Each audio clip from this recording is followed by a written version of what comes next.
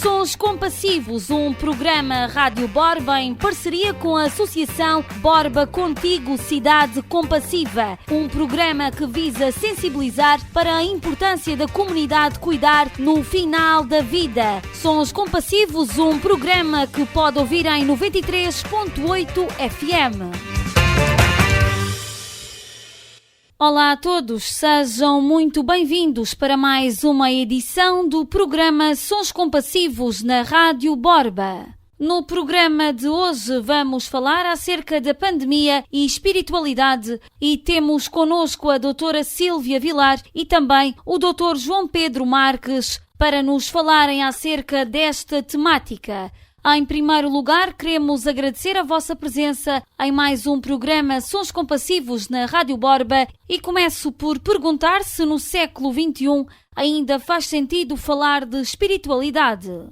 Faz sentido falarmos em espiritualidade no século XXI, há 2 séculos atrás e há 3 séculos atrás e desde sempre, e como fará sentido enquanto a humanidade existir. E isto porquê? Porque enquanto seres humanos somos espirituais. O que é que isso quer dizer? Quando se fala de espiritualidade, quando se fala em ser espiritual, muitas vezes leva-nos para uma dimensão de algo misterioso, de algo que não palpamos, que faz parte da fé de cada um, de algo que não sabemos muito bem o que é, enredamos assim numa áurea quase intocável e não percebemos muito bem o que é. Pois a espiritualidade não tem, se calhar, assim tanto de inexplicável, porque o facto de sermos espirituais significa, principalmente, que é uma dimensão que vai para além do estritamente biológico, ou seja, que se diferencia do corpo. E em que é que isso se consubstancia? Pois o homem caracteriza-se por ser um ser que se pergunta sobre o seu sentido da vida. Ou seja, cada um de nós somos o único ser na face da Terra que é capaz de perguntar sobre si mesmo. O homem sempre se pôs as seguintes perguntas: quem sou? Para onde vou? O que é que a minha vida significa? Nós somos capazes de nos perguntar sobre o significado da nossa própria vida. Não há nenhum outro animal, não há nenhum outro ser à face da Terra que seja capaz de colocar estas perguntas sobre si próprio, ou seja, de ter uma consciência de nós próprios. E é isso, e o facto de percebermos que a nossa vida tem um sentido e passamos toda a vida, todas as etapas da nossa vida, à procura de algo que nos faça plenamente felizes, pois isso é o que nos diferencia de todos os outros seres e é isso que faz de nós sermos seres espirituais. As nossas dimensões não são compartimentadas. Enquanto seres humanos não temos arrumados em caixotes aquilo que é o nosso corpo por um lado e depois noutro caixote ou noutra gaveta, como lhe queiramos chamar, termos a nossa racionalidade, ou seja, os nossos pensamentos, noutra gaveta termos as nossas emoções e quando queremos abrir uma das gavetas vamos lá e puxamos o puxador que quisermos. Nós não funcionamos assim. Nós, enquanto seres humanos, temos isso tudo. Temos os nossos pensamentos, temos a nossa racionalidade, temos as nossas emoções, temos a nossa religiosidade, temos a nossa fé, temos o nosso modo de viver, temos o nosso biológico, temos a nossa saúde e a nossa doença. E tudo isso não é separável uma coisa da outra. Tudo está em relação. Quando uma está mal, a outra está mal. Quero eu dizer, quando estamos doentes do corpo, estamos também doentes do espírito. Quando estamos doentes do espírito, muitas vezes se manifesta também em doenças do corpo, em depressões, em ansiedades. Portanto, tudo está relacionado e é impossível separarmos uma coisa da outra. Se queremos tratar das pessoas enquanto seres humanos, se queremos tratar das suas doenças, temos de atender a todas as suas dimensões. E a dimensão espiritual é uma delas e não podemos esquecê-la. Doutora, falarmos acerca da espiritualidade e o que é que significa sermos seres espirituais.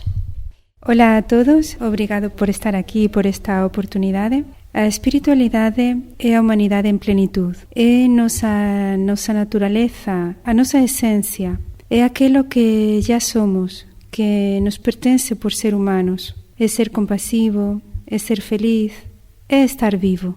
Doutora, acha que os seres humanos procuram um sentido para a vida, procuram este sentido através da espiritualidade, podemos dizer assim? Talvez procurem mais o sentido através das religiões. A religião nos sinaliza, todas sinalizam, todas são boas e vão sinalizando hacia a espiritualidade. É como se as religiões fossem os vasos onde se bebe o vinho e a espiritualidade é estar mesmo cheio de vinho, cheio de vida. Os seres humanos têm consciência de si próprios também através da espiritualidade? Podemos afirmar isso, doutora?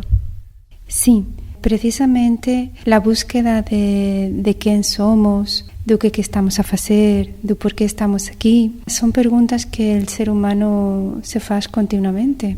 E muitas vezes busca a resposta a través da religião. Mas nem sempre. Há pessoas que não são religiosas e mesmo assim fazem essas perguntas e têm aquela consciência de ser algo mais que um corpo. Não somos só um corpo, há algo mais dentro de nós. E esse algo mais não está ligado com o cérebro. De facto, há pessoas que sofreram uma paragem cardíaca e estavam em morte cerebral e que conseguiram ser reanimadas e depois se lembram de lo que estava a acontecer e o cérebro nesse momento não estava a funcionar. Por isso, a espiritualidade é nossa essência.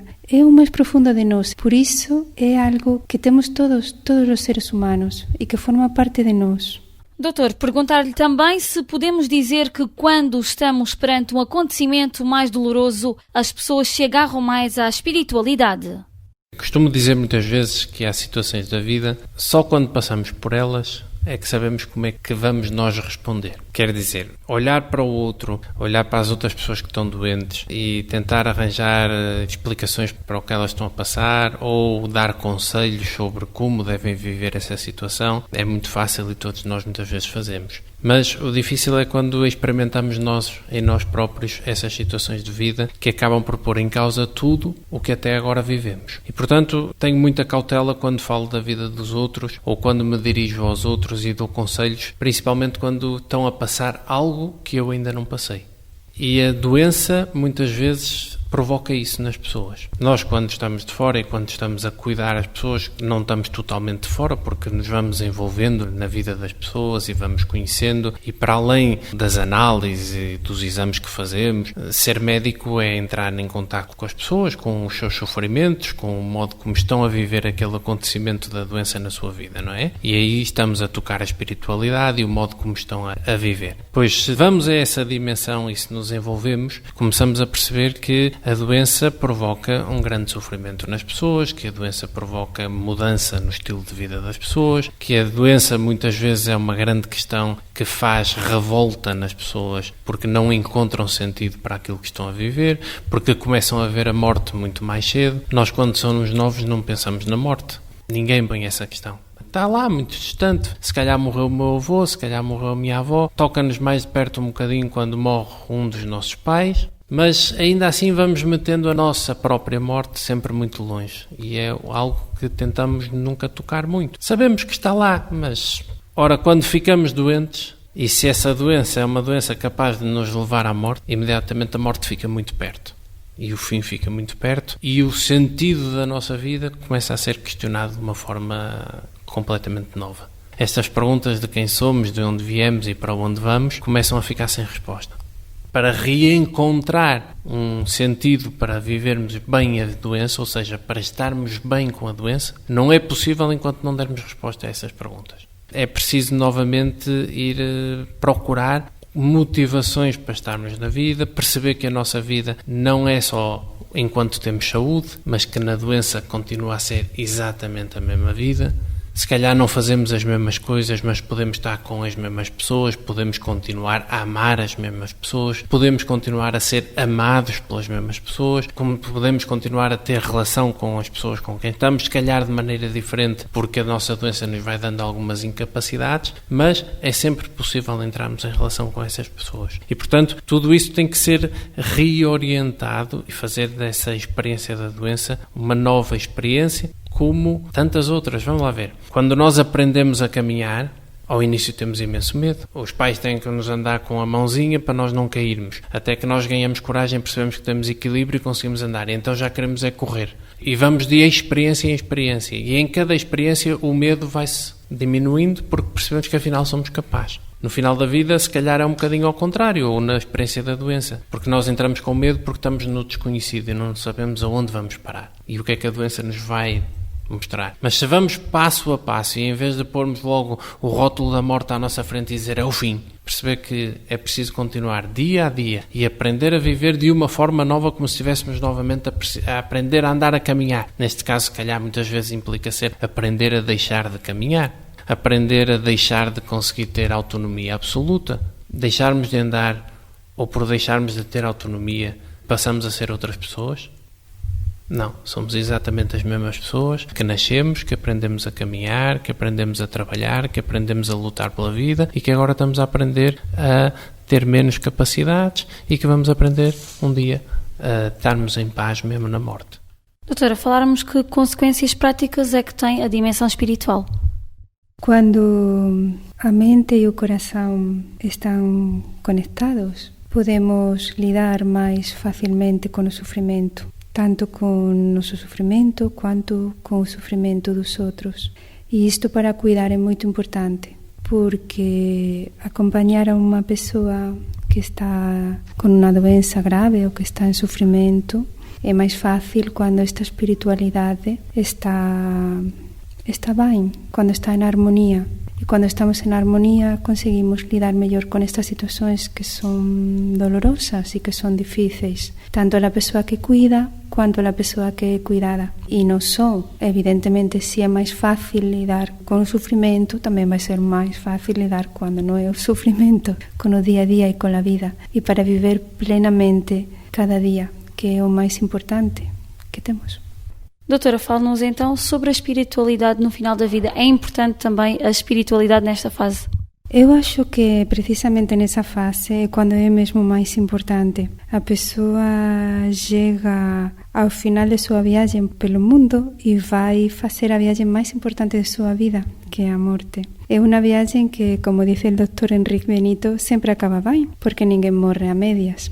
E então, quando uma pessoa chega ao final de sua vida em paz consigo próprio, quando conseguiu fazer os seus projetos e deixar tudo bem fechado, chega mais feliz, chega mais tranquilo e consegue fazer essa última viagem em paz e bem feita, que é o que também o professor Henrique Benito costuma chamar morrer bem. Nós podemos, como profissionais da saúde, podemos acompanhar a pessoa, mas não só no corpo, acompanhar espiritualmente a essa pessoa para que consiga fechar bem seu ciclo, para que consiga aquelas coisas que ainda não tiver resolvido, resolvê-las, para que dê sentido à sua vida e consiga morrer bem. Doutor, perguntar se neste tempo de pandemia da Covid-19 nos faz falta olhar a vida deste prisma espiritual? Eu diria que é fundamental e entrevejo nestes tempos alguns riscos que ouço falar pouco deles. Ou seja, todos nós, desde o início da pandemia, fomos incutidos numa cultura de medo. Medo de nos infectarmos e medo de infectarmos os outros. É quase a única preocupação que nos vendem todos os dias nos telejornais.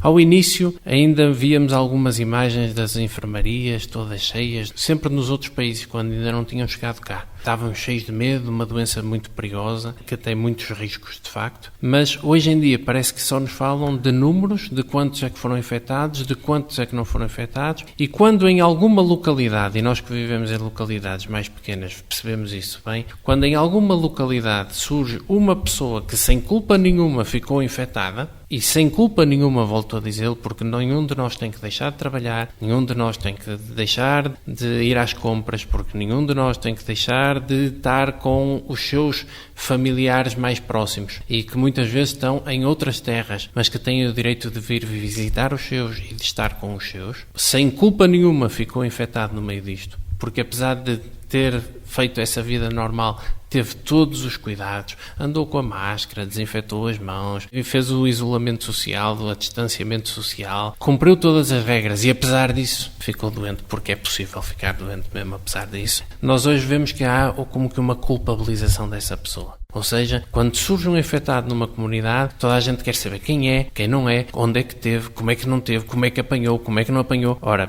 é bom que a gente perceba, primeiro, as pessoas não têm culpa, segundo, as pessoas têm direito à sua privacidade e isto são riscos que estão a ser postos em causa com esta pandemia. Nenhum de nós, apesar de termos que ter todos os cuidados, de usarmos as máscaras, de desinfetarmos as mãos muitas vezes, de mantermos o distanciamento social das pessoas com quem não vivemos em circuito fechado, ou seja, na mesma casa, todos nós, apesar disto, temos que ter as nossas relações. Porque se nos fechamos cada um no seu buraco, cada um na sua casa, viramos os bichos que não temos relação. E os bichos que não têm relação são os animais, pura e simplesmente. Nós somos animais, mas além de sermos a dimensão biológica, temos todas as outras que já falamos. Somos espirituais, somos cheios de relação, precisamos de emoções, precisamos de nos abraçarmos, precisamos de estarmos com as pessoas com quem mais gostamos, precisamos de amar e precisamos de nos sentir amados, porque senão perdemos o sentido da vida. E isto pode estar em causa. Lembro-me particularmente das pessoas que estão nos lares. Muitas delas, em muitos momentos desta pandemia, já privadas das suas famílias. Muitas delas que já poucas visitas tinham, neste momento se calhar não têm nenhuma. Lembro-me de tantos idosos que estão fechados nas suas casas e que se calhar se já poucas visitas tinham, neste momento ainda menos têm porque os familiares se reservam de vir de mais longe com medo de vir a infectar. É aqui que eu quero chegar precisamente. O medo de infectar quem quer que seja, que não seja maior, porque é disso que se trata, porque se abandonamos as pessoas, podemos não ser infectados, podemos não infectar, mas ficamos desumanos. E o que é que isso nos faz ganhar? Nada, só nos faz perder. Por último, pedir aos dois que nos façam uma conclusão acerca desta temática da pandemia e espiritualidade.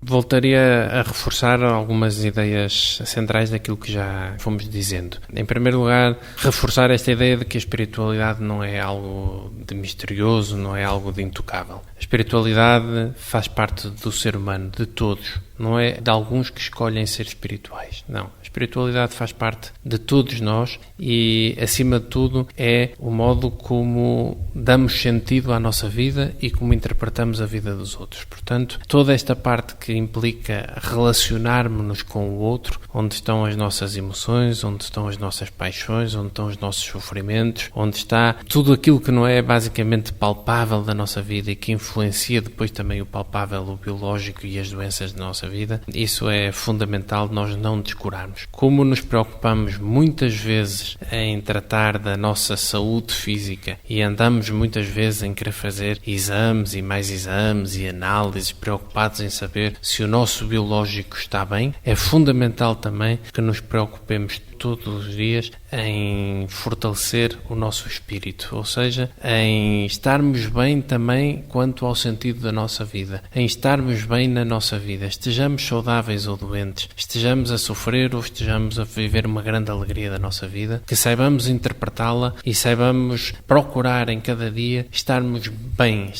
bem connosco próprios, estarmos bem e sentirmos-nos bem, porque é isso que em último caso nos faz estar bem, seja o que esteja a acontecer na nossa vida, de bom ou de menos bom, de sofrimento ou de alegria. Sabermos nós próprios estarmos bem connosco próprios faz-nos bem estar connosco, estar bem com o mundo, faz-nos estar bem com os outros e, quando estarmos em relação com os outros, não estarmos agressivos, não estarmos violentos, não estarmos tristes, não estarmos a agredir o outro ou a insultar o outro, mas pelo contrário, estarmos bem connosco próprios, estejamos saudáveis ou doentes, estejamos a viver alegrias ou tristezas. Se estamos bem connosco próprios, vamos estar com os outros também, não querendo fazer mal, mas procurando que os outros estejam bem, ou seja, vamos estar a fazer bem. É bom a espiritualidade para quem cuida, porque vai para olhar para o outro com o olhar de quem quer fazer bem. É bom a espiritualidade para quem é cuidado, porque estando necessitado de cuidados, de atendimento, se encontra alguém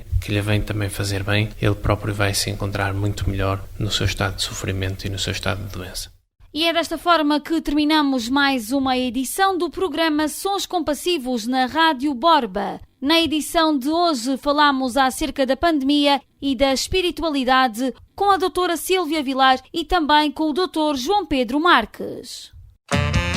Sons Compassivos, um programa Rádio Borba em parceria com a Associação Borba Contigo Cidade Compassiva. Um programa que visa sensibilizar para a importância da comunidade cuidar no final da vida. Sons Compassivos, um programa que pode ouvir em 93.8 FM.